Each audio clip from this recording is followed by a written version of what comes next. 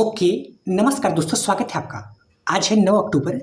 चलिए अपना current affair session start करते हैं और देखते हैं कौन सा प्रश्न है और कितने आयाम पर क्वेश्चन आंसर बनेगा। यहाँ पर आपको रेगुलर कुमार गौरव सर का जो करंट अफेयर क्लास होता है उसको नोट्स के माध्यम से कराया जाता है। चलिए पहला क्वेश्चन स्टार्ट करते हैं। पहला प्रश्न हमने पुरस्कार से लिया हुआ है, देखते हैं क्या क्वेश्चन है। 2024 के चिकित्सा क्षेत्र में नोबेल पुरस्कार किसे देने की घोषणा किया गया। अब वो नोबेल पुरस्कार होता क्या है, इन सबको समझेंगे। देखो, 2024 का जो नोबेल पुरस्कार चिकित्सा क्षेत्र में दिया जाएगा वो दो लोग को दिया जाएगा, विक्टर एम्ब्रोस को, एक गैरी रुओकुन को। ये दोनों यूएसए के हैं। अब इन्हें क्यों दिया जाएगा इसके बारे में भी बात करेंगे। इनका जो क्षेत्र है वह है चिकित्सा। किस क्षेत्र में दिया जाएगा? चिकित्सा में। यह क्या है? यह नोबेल पुरस्कार क्या है? तो यह एक स्वीडिश वैज्ञानिक उद्योगपति की याद में दिया जाता है। इसका मतलब है कि स्वीडन के एक वैज्ञानिक थे और इंडस्ट्रियल, जिनके द्वारा डायनामाइट की खोज किया गया था, और इनका 10 दिसंबर को मृत्यु हो गया और 10 दिसंबर को इनके याद में नोबेल पुरस्कार दिया जाता है। ये बहुत बड़े व्यक्ति थे और इनके याद में पुरस्कार दिया जाता है। किसे दिया जाता है? तो ऐसे व्यक्ति जो मानवता के क्षेत्र में महत्वपूर्ण योगदान देते हैं उनको यह पुरस्कार दिया जाता है।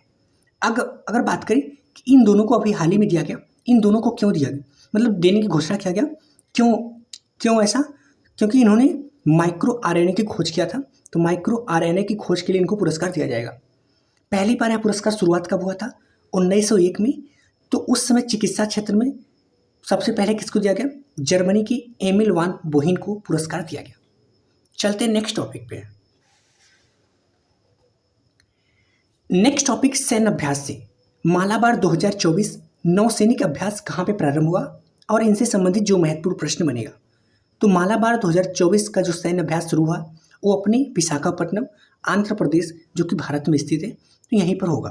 तो हमारे क्या होगा, इसलिए ज़्यादा इंपॉर्टेंट है। कब शुरुआत हुआ है? 8 अक्टूबर से शुरुआत होकर 18 अक्टूबर तक चलेगा। किन के बीच?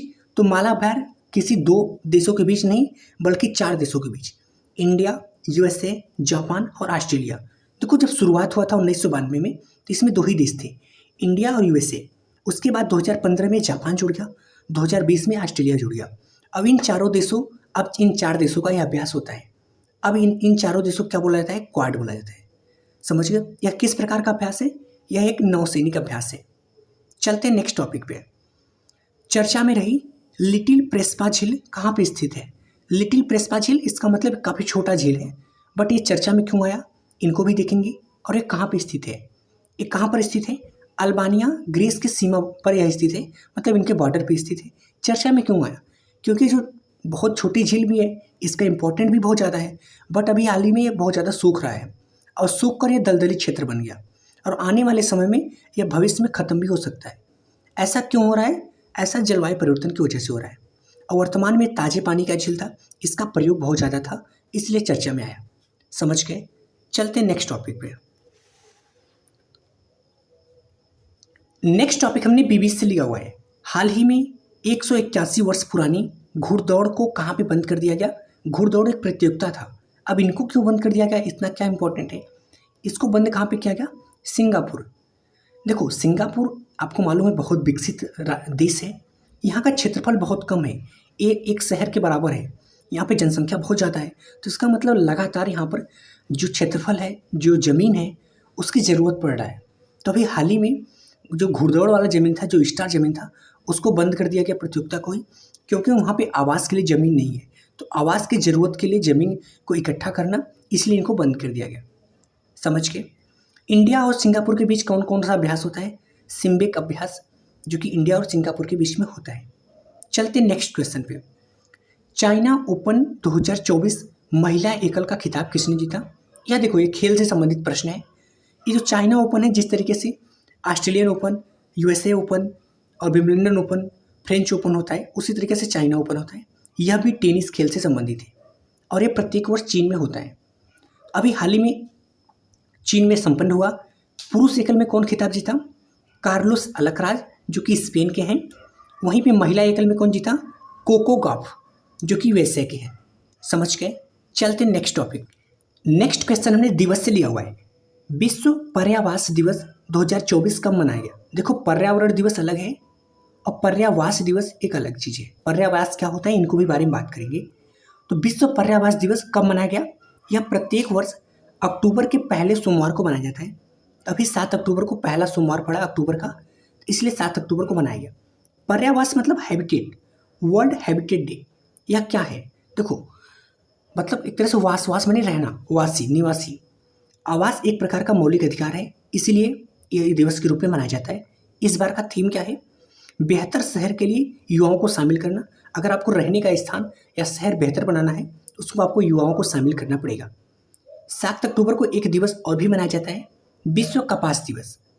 चलते हैं नेक्स्ट क्वेश्चन हमने जीआई टैग से लिया हुआ है, जियोग्राफिकल इंडिकेशन, भौगोलिक संकेतक से। हाल ही में लद्दाख के किस उत्पाद को जीआई टैग का दर्जा दिया गया? और जीआई टैग क्या होता है, इनके बारे में बात करेंगे। तो लद्दाख के किस उत्पाद को दिया गया? पश्मीना ऊन। यह ऊन एक बकरी का है जो कि चांगथांग जिला में वो बकरी मिलता है। इस बकरी के ऊन है पश्मीना ऊन, इसको जीआई टैग कर दिया गया। इसका मतलब यह स्पेसिफिक जगह पे ही मिलेगा, उसके अलावा और कहीं पे नहीं मिलेगा। किसके द्वारा दिया गया? तो एक डॉक्टर गिरिराज सिंह जो कि बिहार के बेगूसराय से वर्तमान सांसद है, उसके साथ साथ कपड़ा मंत्रालय के मंत्री भी है। उसके अलावा बीडी मिश्रा जो कि लद्दाख के उपराज्यपाल हैं। समझ के, लद्दाख में भी 5 नए जिले जो बने थे उसमें एक जिला चौंगथांग जिला भी है। अभी अन्य की बात करें तो लद्दाख के अन्य 2 उत्पाद को भी जीआई टैग दिया गया, रक्ते खुआनी को और सी बरखथान बेरी को। समझ के, देखो जीआई टैग क्या होता है? जीआई टैग एक होता है आपको एक स्पेशल किसी विशेष वस्तु जो विशेष स्थान पर ही पैदा होती है उसको जियोग्राफिकल इंडिकेशन का दर्जा दिया जाता है, जिसके आधार पर 10 वर्ष तक आपको वो विशेष वैल्यू मिलेगा। चलते हैं नेक्स्ट टॉपिक पे। नेक्स्ट क्वेश्चन हमने बीबीसी से लिया हुआ है, भारतीय सेना में शामिल असमी का संबंध किससे है और ये असमी है क्या? तो असमी का संबंध सब मशीन गन है। यह क्या है? यह एक सब मशीन गन है जो कि 1 मिनट में 800 राउंड चल सकती है। समझ रहे हो इसकी क्षमता? बहुत ही ज़्यादा, 32 गोली एक बार में निकालता है। समझ के, किसने इसको बनाया? जो पूरी तरह से स्वदेशी है, इसको डीआरडीओ के द्वारा बनाया गया है। असमी नाम क्यों पड़ा? असमी का मतलब क्या होता है? देखो, असमी एक संस्कृत शब्द है। असमी का अर्थ होता है गर्व या प्राइड। आप समझ के, तो यह काफ़ी इंपॉर्टेंट शब्द भी है। इसका जो वेट है वो 2.4 kg है। अभी हाल ही में कुछ और भी महत्वपूर्ण चीज़ें बनी, जैसे बुलेट प्रूफ जैकेट जो कि अभेद के नाम से है, वायु रक्षा प्रणाली जो कि समर एक लंबी दूरी के लिए है जिसमें आकाश मिसाइल लगा होता है, वसुराज जो कि 4थी पीढ़ी की बहुत कम दूरी की वायु रक्षा सिस्टम प्रणाली है। समझ के, चलते हैं नेक्स्ट टॉपिक पे।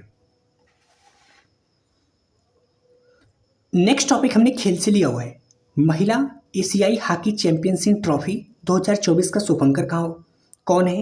ये कहाँ पे होने वाला है? समझ के, देखो ये नवंबर में होने वाला है। एशियाई हॉकी चैंपियनशिप ट्रॉफी कहाँ पे होने वाला है? बिहार में। कहाँ पे? राजगीर हॉकी स्टेडियम जो कि बिहार में है। अभी हाल ही में किसके द्वारा घोषित किया गया? तो बिहार के मुख्यमंत्री सीएम नीतीश कुमार के द्वारा यहाँ का शुभांकर घोषित किया गया। किसको घोषित किया गया? तो जो बिहार की राज्य पक्षी गौरैया है उसी की तर्ज पे गुड़िया नाम से शुभंकर को जारी किया गया। गुड़िया में इस पक्षी को भी शामिल किया गया। इसके अलावा बौद्धि वृक्ष को भी शामिल किया गया।